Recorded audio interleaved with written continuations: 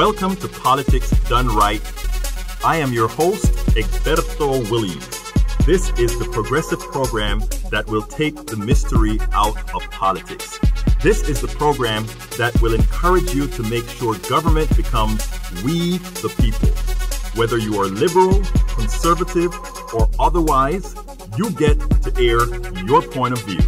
Remember, you can also send me a tweet to EGBERTOWILLIES. That is, at Egberto Willies.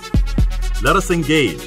It is politics done right. 1, 2, 3, 4. Well, folks, welcome to one more edition of Politics and Random. Egberto Willies, your host. Thank you so kindly for being a part of the show. We are going to have a great show for you today. We have the one and only Laura Moser on the air here. But let me tell you, folks, this is going to be special because, as you all know, she had some folks running some interference from her, something that every progressive should be against. So anyhow, without further ado, I know she has a whole lot of other things to do, so we're going to get started with the program. The title of the program is as follows: Laura Moser. The DCCC, the DCCC, tried to knock her down, and the people said what? The people said absolutamente no. No, they said that was not going to happen. We are the ones who make the choices in this district. The DCCC tried to knock Laura Moser out of the race, but instead made her the poster for what is wrong with the Democratic Party establishment. I understand she doesn't want to be considered the poster because she knows that she was going to be able to do it, whether there was interference or not. We're going to talk about that later on. But anyhow, here it goes, folks. Today, we're going to have a great show. Texas District 7 Representative Congressman John Culberson is in a vulnerable position, but more than 7 Democratic candidates vied to represent the district. The race was mostly clean, with candidates that looked like the diversity present in Houston. It was up to that district to decide who represents them. It is clear that most of the districts are becoming more progressive, if not overtly, in the policies they want. And I'm pretty sure she's going to make that pretty darn clear. It is clear that the district was going to make that decision in their selection of the candidate they want to represent them. It is for that reason that the DCCC drew the ire of activists and candidates alike when they launched a smear campaign on one of the candidates, Laura Moser, who is our guest today. I won't repeat the smears, nor will I give them legs, nor should anyone. The Democratic establishment is running around the country attempting to select candidates that are not necessarily progressives for what is supposed to be a blue wave. Here is a message to the Democratic Party, folks. There will be no blue wave. I repeat, there will be no blue wave with Republican-lite candidates posing as Democrats, period. Republican-lite candidates, if you're there, it won't happen. We've tried that before. It won't happen. Let's go forward. There will be no blue wave with the Republican-lite candidates posing as Democrats. Texas deserves better. The country wants better and deserves better. Senora Laura Moser, welcome aboard Politics Done Right. Thank you so kindly for being here. Thank you so much. I'm delighted to be here, Egberto. Well, look, let me tell you, it seems to me like you've been through a bit of tribulations in the beginning of this campaign. Tell me a little bit about that. And I read a little story that said it kind of shocked you when it occurred because it was sort of like a blindside.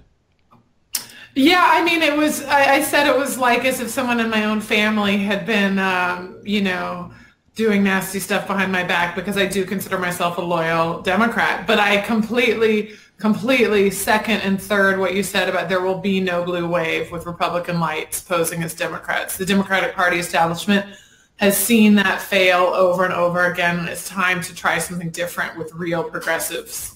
Now, I'm going to give you a little theory later on as we get on to this discussion. But for those of the people, those who are not aware of what's going on here, why don't you tell us in your words exactly what happened and what?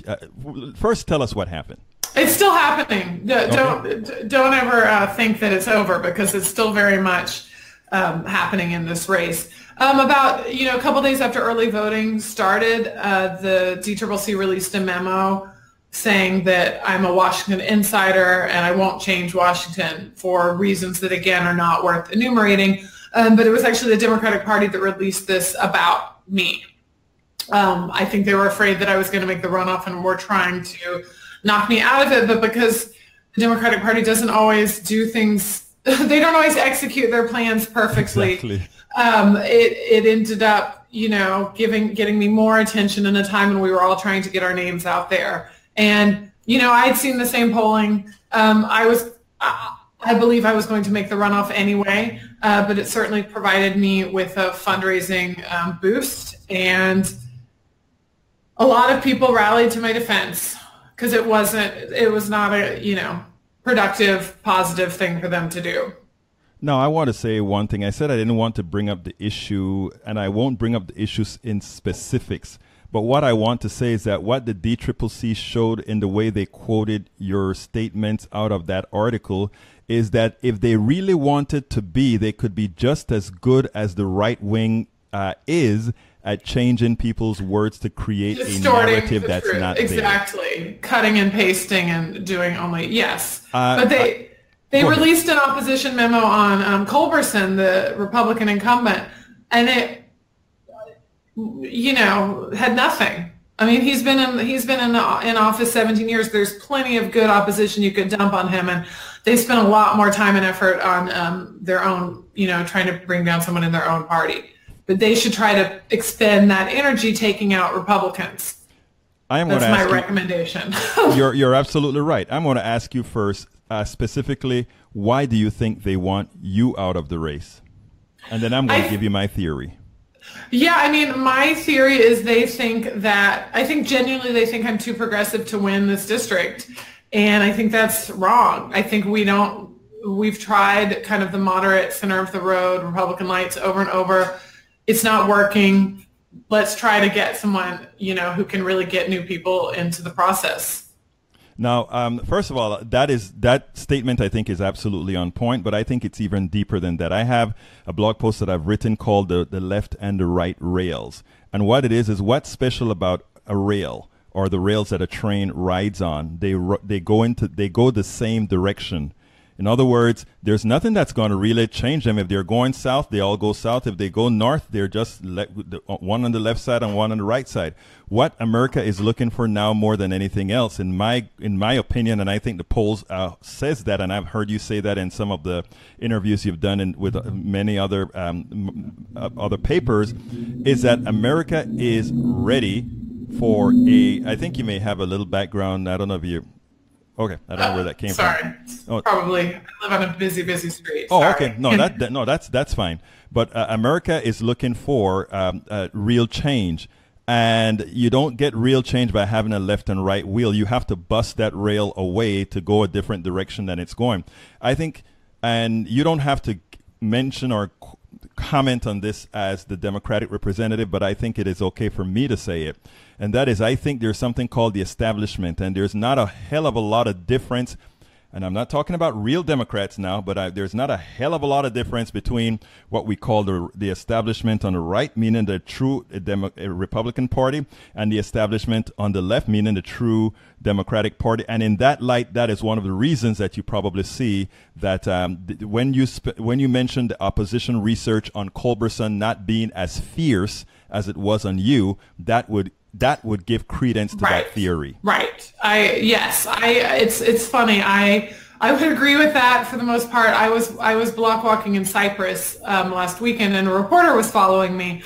And it's a neighborhood with very low voter turnout, very just low participation in general, and low contact too. It was hard to contact people. So we finally started talking to some people.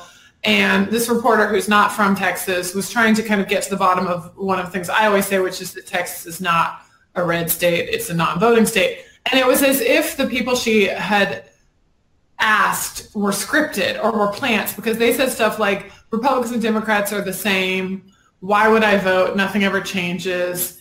The whole system is rigged. Every single person said something like that.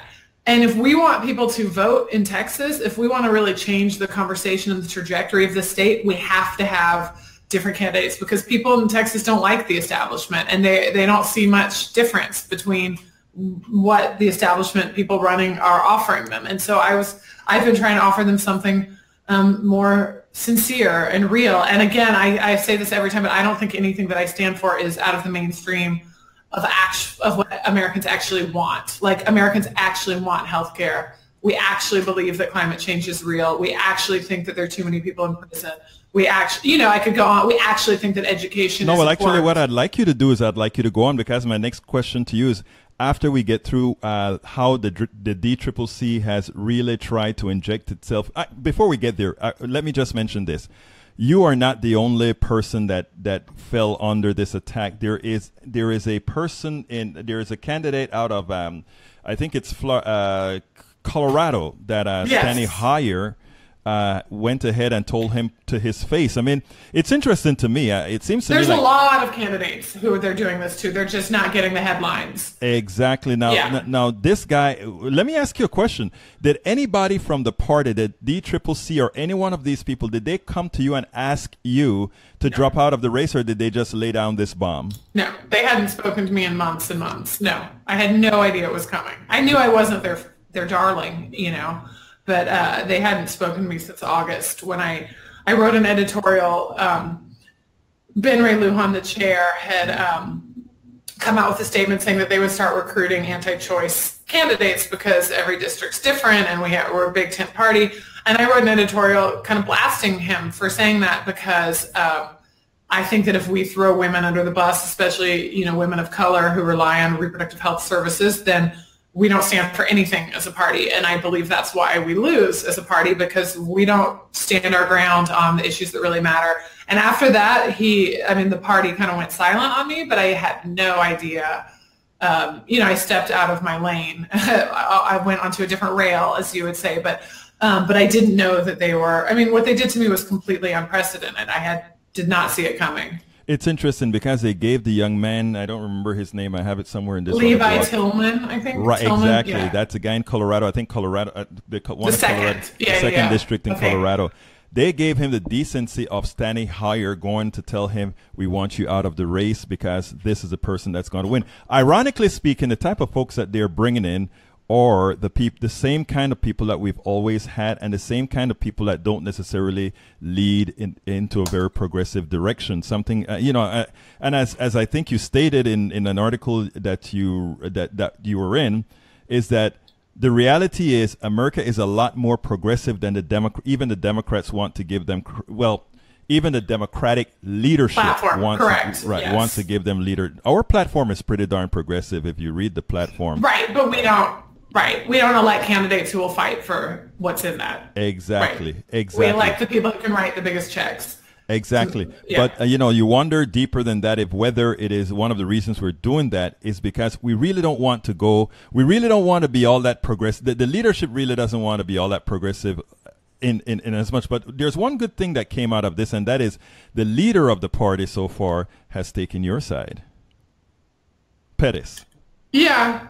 I haven't gotten any calls from him. Yeah. Well, in the newspapers and in all the articles, he's told it that the DCCC should step back. Right. Now, yes. whether that is just for whether that's just a facade, we'll never really know, right? Yeah, I've had some members of Congress reach out to me and say that was wrong. We're going to try to help you. So it hasn't been all bad. And I think a lot of people, even who don't even know anything about me or my policies, thought that it was just that if I do win, and I do plan to win because I'm the one with grassroots enthusiasm, that it's going to make it harder for me. What they did will make it harder for me in the general, because now the Republicans will say, look, even her own party doesn't like her. When I can certainly use that to my advantage, but it's just they didn't think it out very well. It is amazing because that is one of the first things that I saw within, when they did the quotation, that quotation, if and when you win the primary, the quote directly off the website of the DCCC is going to be all over in ads, which is one of the reasons I think you have to neutralize that before those ads come out. Right.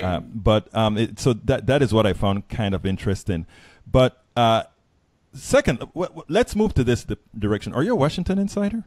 Did you just move back to Texas because you wanted to run, or you're? I don't think I'm a Washington insider, but I think it's good that I've lived there and that I've made change there. I actually think that's an advantage. Tell me why it's an advantage. Well, because my activism app, Daily Action, brought 300,000 people into the process, and I actually know how Congress works. I actually know how you can pressure members of Congress to not vote for certain things or not put their names on certain bad bills.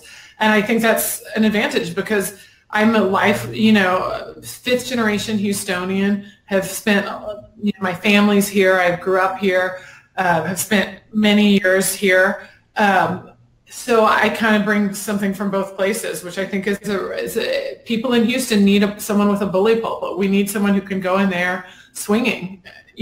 We have a lot of unmet needs in this city. Going back to the issues, I think where we're about to get to is what it is that you stand for. So tell us, first of all, as far as single-payer healthcare, which is one of the most, we believe the race in many of our districts are going to change on healthcare. Why don't you tell us what you think about that and what you support?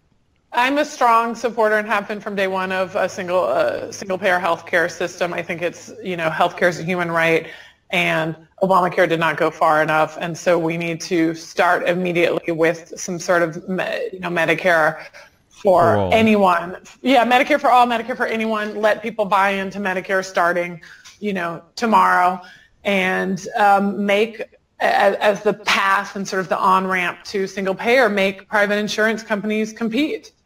They're not, it's not, they have a monopoly on too many of our healthcare markets. So I'm for that transition immediately.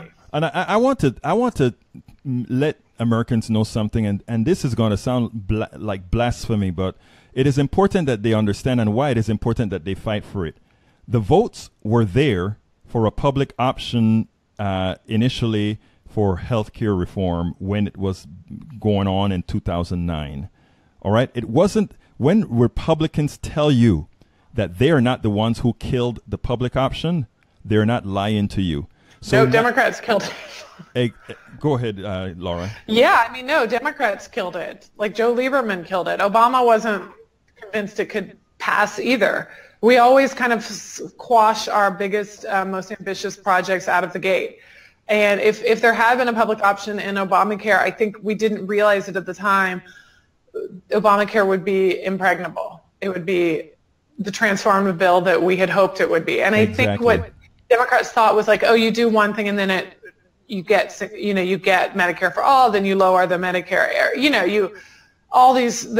once we started along that path, we didn't think that the Republican resistance would be what it was. And so now we're with this really broken bill. It's still great. It's still doing, more than not having it. Than not having it. But I think 4 million fewer people have health care this year than last, something like that. It's the first time that the numbers have gone down since the ACA was implemented. That's really bad, So we need to go aggressively in the other direction. Well, one hopes that if you are the elected person for that candidate, that you'd remind folks that that this was actually caused by a sabotage on the process. Self-sabotage, yeah. Exactly. And also let it be known what it's going to take. I have 5 points that I did on my show last week at KPFT that specified if Democrats went out and did these 5 things, specify that they will pass Medicare for all and some single-payer Medicare for all. Also, student loans for not necessarily forgiveness, but student loan relief that they were going to provide. Are you for some sort of student loan relief? Yeah, my husband still has 6 figures of student loan debt, and he's 42, and he is not alone. You shouldn't have to be paying for your education for the rest of your life. I think we need to do what we can in the federal government to control the cost of higher education, and no one should be making money the way they are off kids trying to get an education. What about support for parents who want to work? For parents what is that? That means for parents who have children who otherwise a child care would become a mortgage. Oh, yeah, absolutely. I think I always talk about also the importance of having more mothers at the table. Like childcare, we should have affordable childcare. I'm for free universal pre-K starting at age 3. Washington, D.C. has that, so you get 2 free years of public education before kindergarten age, and that's so freeing for parents. And it has to be more than just Head Start. It has to be available to everyone. Now, what do you intend to do about the prison industrial complex? The first thing I want to do is legalize marijuana, overturn all marijuana convictions, which is many people in prison right now are there because of small drug charges. I think I would do anything I could to get rid of private prisons. People should not be, again, making money off the imprisonment of others. And I think we need sentencing reform, no more mandatory minimum sentences. Just, that's just where I would start. Bail reform, which Harris County is leading the nation in. You shouldn't be locked up just because you have less money than someone who committed the exact same misdemeanor, but who didn't have the cash to get out that night. Now, I think it is clear that our social justice, or rather our criminal justice system, is not colorblind. And unless people start to admit that, unless people start to realize that police and everybody else simply are reflections of society, which means I can't change your heart, but I sure can change policy. What will you do to change policy? The truth of the matter is that a lot of people get too hung up on, is this person a racist or not? The truth of the matter is I don't give a damn. What I care about is whether there are policies there to protect every single American, irrespective of their religion, their race, or anything else. What do you intend to do with regards to that?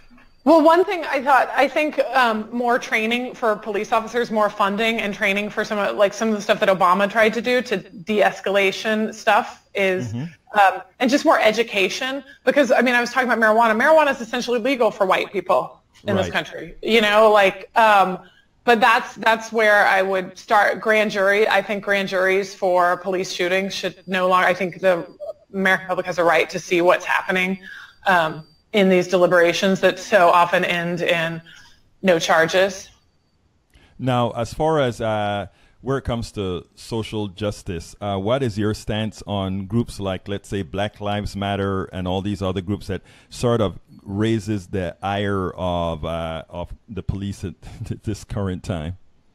I think they're amazing, and they have my full support, and I'm so glad. I am a privileged white person who didn't know the full extent of some of the stuff that was happening until groups like Black Lives Matter brought it to the public's attention and made it an ongoing national conversation. So I'm all in. Now, going back to the DSCC, not DSCC, but the DCCC, what would you like to tell them?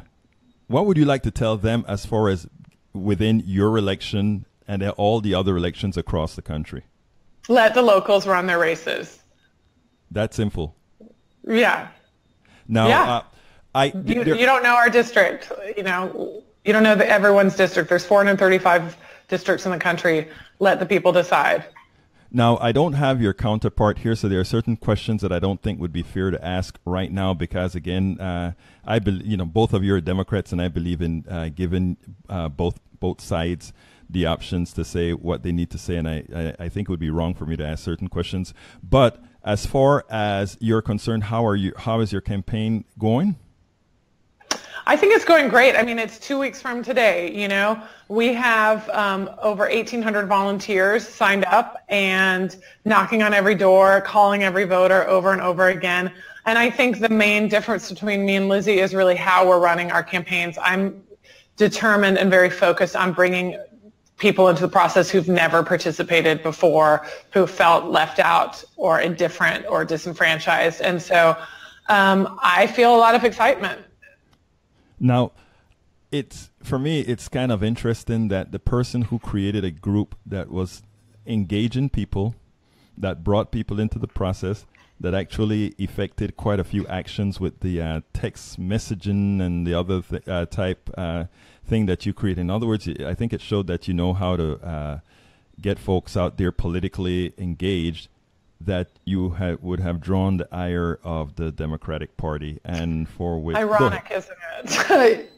Yeah, go ahead. No, that's exactly right. I think I'm the type of candidate that should be encouraged, because the key to a blue wave and to a blue America is getting people to show up. It's a cliche to say that the people who elected Donald Trump are the ones who stayed home, but it's true. And again, I think that all the things I stand for, the policies I'm fighting for, enjoy widespread mainstream Texan support. They're not radical San Francisco issues. And the only way we can actually start electing candidates is to get people who are able to attract a grassroots following. I would like to end it there, but when you said San Francisco issues, those sort of stuff drive me crazy, because me too. I've never spoken to somebody from San Francisco. They're not very different than somebody from Texas. Correct. I agree. They're not very different. They all want the same things, and the stereotype that people like to paste on folks just doesn't work or shouldn't work any longer. I agree. Before I let you go, let me see if there's any specific question here on the internet. And folks, you have to. We have 2 more minutes that we can have with her. We promised her, or she promised us 30 minutes. It's 646-716-5812. If you want to call in, and as I ask her to wait just about 30 seconds for me to bring this guy up to see if there's anything that we didn't cover yet within the list of things that people are asking. Let me see real quickly. Laura, let's see. I'm trying my best to get this out quickly. Democrats would rather lose with establishment candidates than with progressive candidates. I think that is something that you've alluded to. I hope that's not true.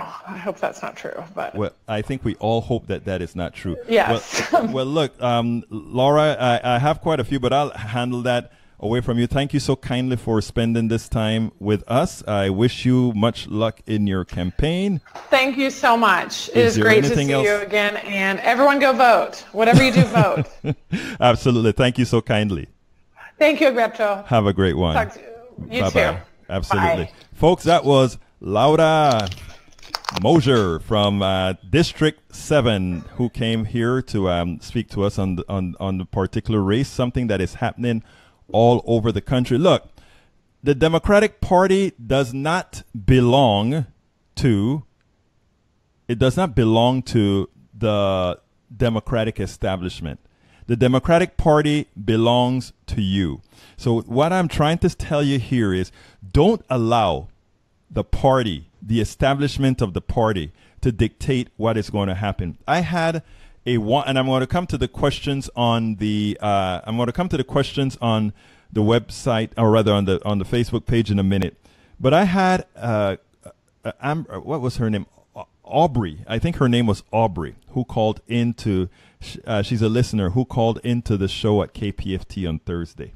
And I tell you what, as I was, the reason I didn't have our Daily Politics Done Right show on Friday and Monday is that I went to my niece's graduation. She graduated from college, summa cum laude. But anyhow, I went to her graduation and I couldn't do it. But all during, from the time I left the KPFT studio, and I asked you to go look at that last program, the KPFT program, Aubrey called in, and you could hear the passion in Aubrey's voice. You could hear that this was a progressive Democrat that was out there working her ass off. She was out there trying to bring people into the party. She was out there trying to get people to vote.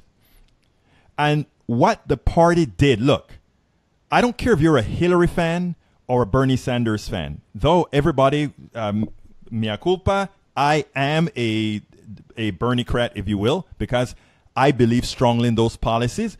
But my friends are all Democrats, Republicans, and everybody else. And my Democratic friends, I love all of them on all sides of the aisle.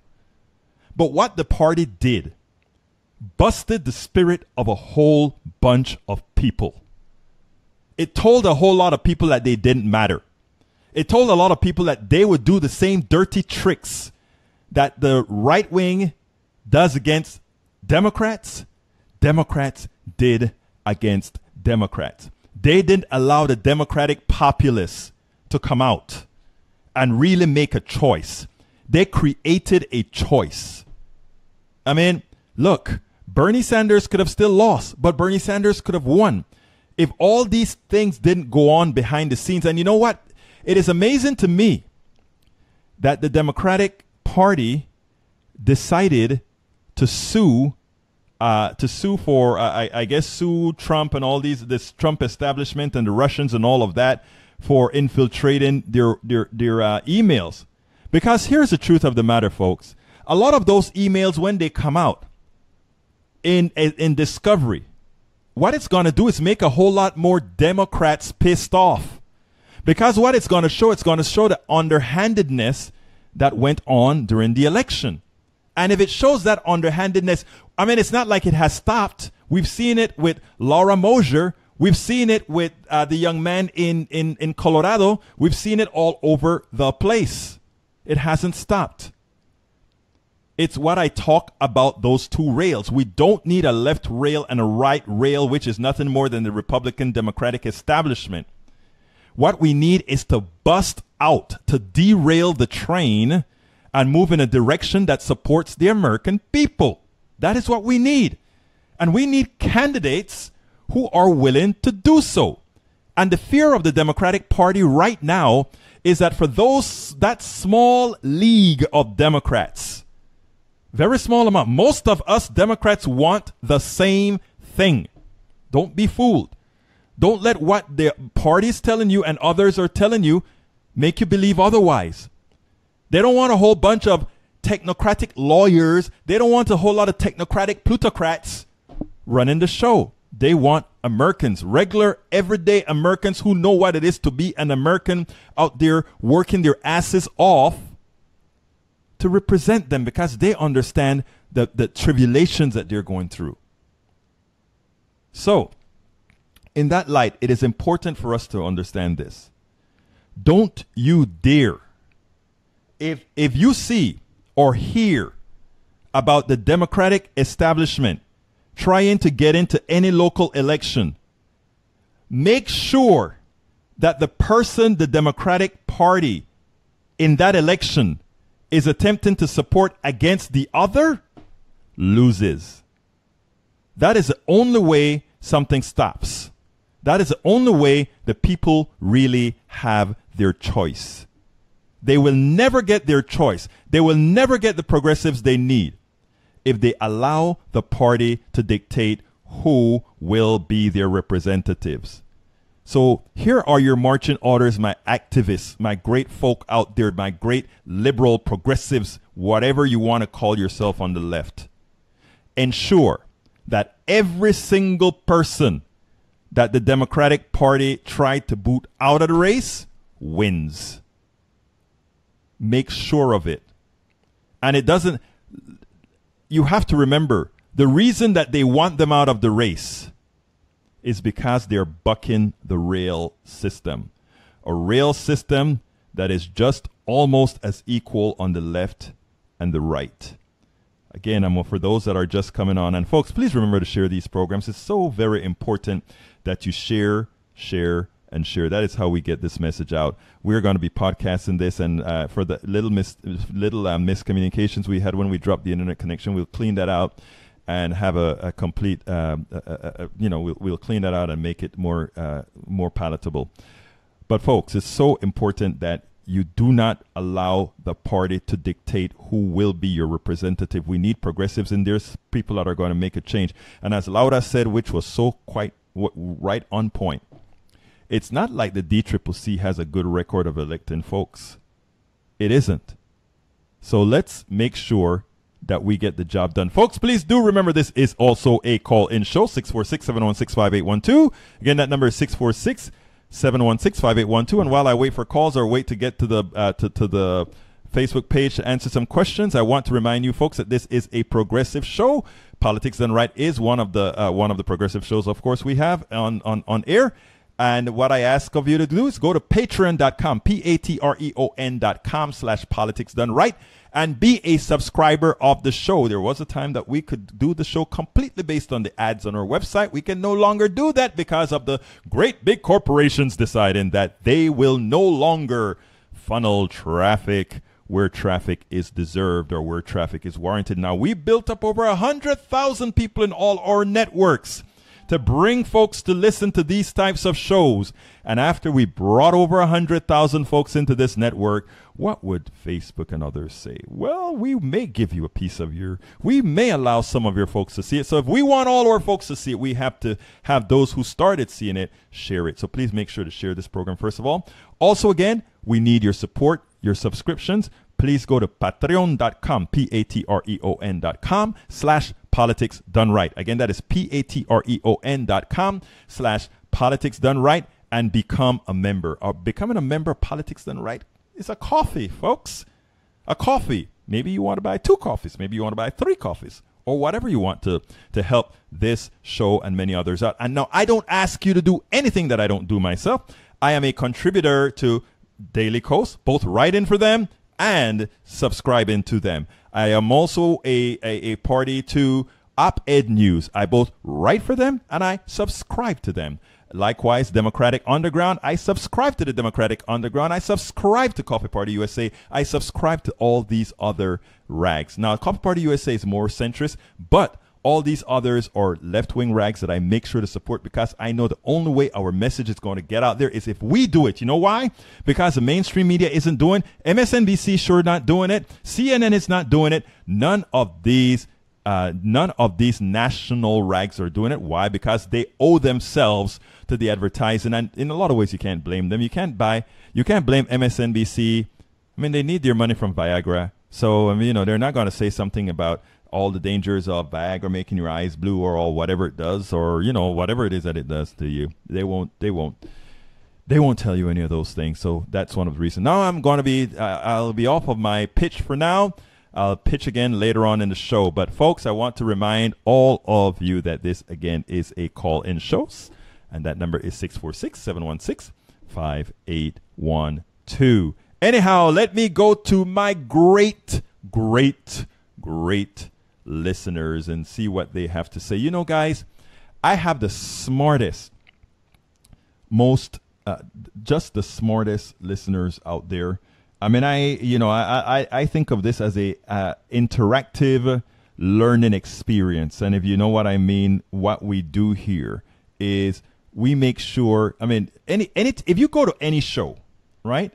If you go to any show where there's one guy or one young person, young woman or whatever speaking, and all they do is think what they're saying is right, or what they're saying is what needs to be said, that's a show you don't want. For all of you newcomers who are coming in, folks would tell you this is a show where you direct. I mean, there are times that people have called in and changed the complete direction of the show, because you know what I've always said, this is your show. All right, let's go ahead. Michael Rudnin, Democrats suing Trump, Russia. WikiLeaks is going to backfire against them so badly. Everyone's going to be reminded the 2016 sham of a Democratic primary. You hit that nail on the head, Mr. Rudnin. Catherine Ryan, it is amazing to me that you're giving the Trumpsters more ammunition. Catherine Ryan, I would love for you to call in if at all possible, because I want to I really want you to explain what you mean by that, because this is not ammunition at all. Americans are very, very smart. And what we're doing is taking the lid off of what's going on here. So I would love for you to call in. And again, as you can see, we communicate and we give you your piece. If you think what I'm doing here is giving them ammunition, I'll give you the platform right now for you to tell our audience why you think that is the case uninterruptedly. Give you a couple of minutes for you to make your case, because again, it is your show too, my friend. Let's see, Michael Moson. Because of the corrupt finances of education, we need to eliminate student debt and end the crippling crisis. And in a few programs back, I also spoke to the economic boon that would occur from forgiving student loans. I mean, I know people who are paying what's effectively 2 mortgages for their educational expenses. There are 2 professionals in the home, and they both had very high, over $100,000 in student loans. Think about it. Those folks could, if they didn't have the burden of the student loans, right, they would be able to go ahead and not only pay off all the debts, but actually put that money right back into circulation by buying more products, going out more, et cetera, et cetera. I think having had to have had an education loan is a sham. A lot of baby boomers went to school on a GI Bill, free of charge or at very low rates, because it was a time when all of us felt the responsibility to pay the taxes necessary to educate those who wanted to be educated. Those times are far long and in between. And because we have a selfish class that has left behind the next generation, what we're having, in fact, is we're crippling a generation that, in effect, these people are so short-sighted. They don't understand that if we cripple millennials, if we cripple Gen Xers, what's going to happen is the people that we need to support, the boomers, are going to be so stressed in debt that they won't be making the kinds of money that's necessary to support those that are in their retirement years. So very good observation, my dear friend, Michael Moser.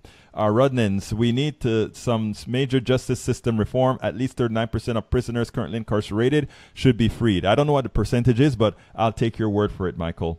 Marijuana legalization now has 61% polling. And as you heard, Laura had the support. Moser had the support for that as well. Let's see, Moser, don't we need to remove insurance companies from our healthcare completely? Absolutely. Let me explain that, because I don't want to scare people up in any kind of way. We need to have what's known as a country.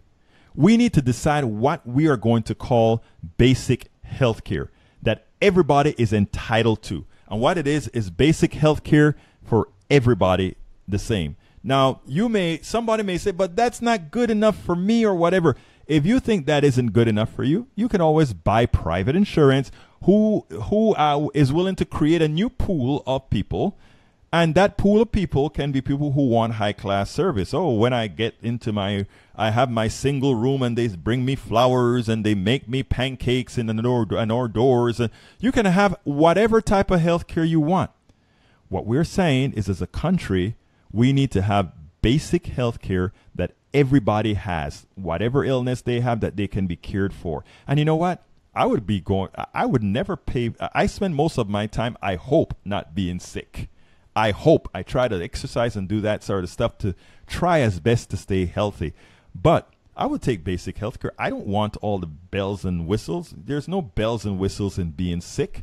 I want to get the hell out of sickness as fast as possible, if at all possible. And, and not need the bells and whistles. Other people can use what the bells and whistles would have cost. Let's see. Roberto Lewis, welcome aboard, my dear friend Roberto. Marsha Lewis Jameson, welcome aboard as well. Let's see. Reverend, Democrats who oppose a woman's right to choose aren't Democrats. I don't know what they are. I mean, they're people who don't want women to choose. Okay, both party establishments are pro-corporate. They are on social issues. Exactly, and that is what I was explaining to Laura Moser when I said that the rails. I love to use that rail example, because a lot of people always talk about the left and the right rail, and what I always like to remind them is a set of tracks move in the same direction, and we're in a position in our politics where we don't want to be moving in the same direction. We want to bust out of where we're at. That is what we are supposed to be doing. We need to bust out of where we're at. Continuing, Chase Escamilla, have a great show. Thank you so kindly, guys, for doing this. Now, I wish I had more calls. Again, that number is 646-716-5812. That number is 646-716-5812. Earlier in the show, folks, we had Laura Moser. She was the candidate in District 7 who hopes to run against John Culberson. The DCCC came into the process and really smeared her. What was pathetic about the smear is that they used the same tactic in cutting and pasting words that she used in a very in a very right-wing manner, what the right wing has been known to do for quite a while. And it turns out that a Democrat used that against another Democrat. A Democrat used that type of smear against another Democrat. For that, and I repeat, for that, no Democrat voting in any election around this country should support anybody that the establishment of the party is supporting in lieu of some other candidate. In other words, if the establishment of the party comes out, and I've said this before, if there are several people running in a Democratic primary it should not be the position of any portion of that party to get involved. It is important that the people in that district decide who they want to represent them. And then when they decide who they want, it is then the responsibility of the Democratic Party to then come out and give full support to the person of their choosing, period.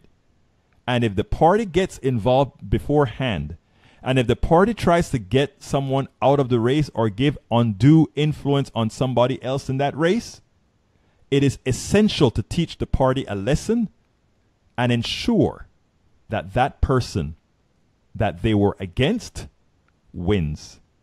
I say that as an absolute statement. The only thing that these parties understand is power. And in this case, it would be the power of the people. No questions asked. The power of the people. So therefore, folks, your marching orders. In every single district in this country, hear my words. If the party comes out against somebody legitimately running for that election, and they come out against, the folks should not give them the privilege of winning the person that they're ultimately supporting. They cannot do that.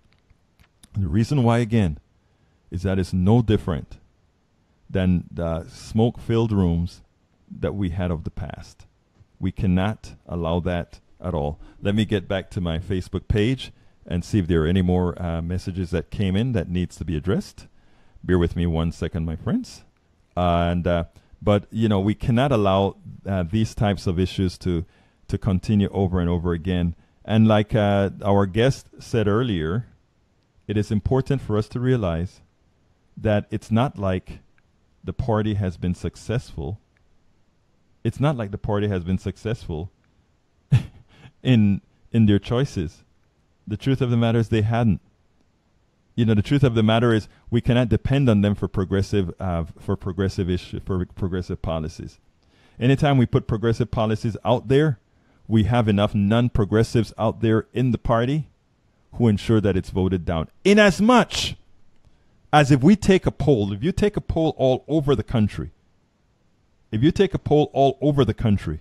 you will see that most people support the values that progressives are fighting for. It is that was in fact the reasons why I wrote a post, and I think I read pieces of that post on our show. And for those who are just here for the first time, I'm trying to get to that before the show ends because I think it's an important piece that we spoke about, a very, very important piece that we spoke about.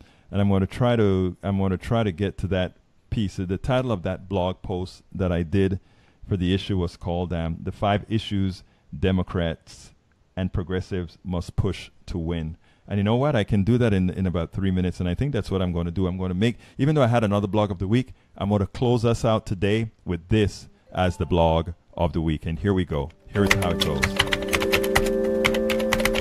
It's time for the weekly blog post. Okay, here it goes. The 5 issues Democrats and progressives must push to win 2018. Progressives and Democrats are at a fork. They can decide if they want to win big, a blue wave, or if they're going to coast to just a possible victory. These 5 issues, I'm sure, will guarantee the tsunami. It is imperative that these points are addressed now so that Americans feel Democrats will get the job done. The Democratic Party divided Texas into 6 regions. Southwest Texas Regional Director Sanjeta Barnes appeared on Politics Done Right to discuss the Texas Democratic Party goals in organizing the state. They divided the state into 6 regions. She said they would be investing resources in ensuring a victory. I explained to the director that no amount of organizing would create a win unless the party is willing to tackle real issues that materially impact poor and middle class America and all the permutations in between. And you know what? Laura said something that I found astounding. As she was walking down campaigning in an area that had a low voter turnout, she heard the very same thing. It was like she said they were on script. When they asked them why they do not vote, because both the left and the right are the same, meaning the establishment Democratic Party and the establishment Republican Party, as far as they were concerned, are the same because nothing changes. So she is absolutely right.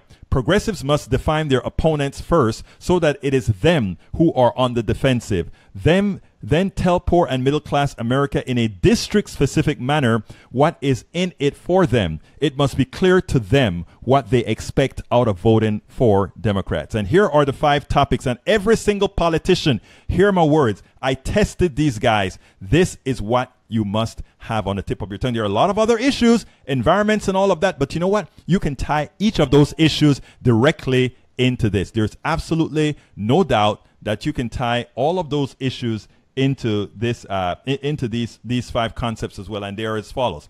Democrats will fix the healthcare issue once and for all with a single payer Medicare for all system. Democrats will provide student loan relief. Democrats will provide need-based subsidized childcare for anyone who wants to work. Democrats will decriminalize marijuana and treat drug use as the disease that it is. Democrats will make the criminal justice system live up to the justice is blind motto. These 5 bullet points expressed in different terms will work in every district in America. It appeals to millennials, people of color, all working class people, parents, and every demographic in between. Most importantly, these bullet points afford Americans a path to self-sufficiency. It frees them from the aberration in the economy that stunts innovation, the inability to start one businesses, and the dependency and the enslavement to the corporation. One would hope that every Democrat who gets on Fox News, MSNBC, CNN, ABC, CBS, MNC, HLN, or any other network would steer every topic to these bullet points. Folks, candidates, Democrats, tell people, speak to people, ask people, let people hear what you're going to do and mean it. These are issues that people want. These are issues that people need. These are issues that people must have. These are the issues people need, people want, people must have. Folks, we're coming to the end of the show. I'd like to remind you that this is a progressive show. I'd like to remind you that we are Politics Done Right, and we interview candidates. We'll be given progressive candidates that normally would not get aired. We're going to give them airtime. We're going to not only give them airtime, but we'll be promoting when we're done with this. This is all turned into blog, into podcasts, etc. So they will have immense coverage throughout our networks. So please do remember that if you want this sort of stuff to continue, you probably want to be a subscriber to our organizations, to programs like ours. I'm asking you to subscribe to Politics Done Right. patreon.com/politics done right. That is patreon.com/politics done right. If you're listening on Facebook Live, the link is right there for you to click. Again, patreon.com/politics done right. That is how you become a member. That is how you become a subscriber. That is how you ensure that we can continue doing what we're doing, going out, not just here in the office, but also in the field. Because, folks, making that change doesn't come without a little bit of sacrifice. So we ask you for a coffee. Folks, it is that simple. You are the ones who can make a change. Just like I told you, do not allow the Democratic Party to be the face that elects the candidate for your district. Do not allow the right wing's bank account to be the one that defeats you. We do things on the cheap. They do things on the high, but they win on the high. We can do things on the cheap. Be a supporter of Politics Done Right. Patreon.com/Politics Done Right. Likewise, do remember, I don't ask for what I don't do. I subscribe to Daily Kos, Op-Ed News, the Democratic Underground, Coffee Party USA, the Democratic Party, and many other places, because I do understand that if we really want to make a difference, we can't just be listeners. We can't just be hoping that things happen. We have to make things happen. There are no two ways about it. My name is Egberto Willies. This is Politics Done Right. Thank you so kindly for having been a part of this program. We just couldn't do it without you.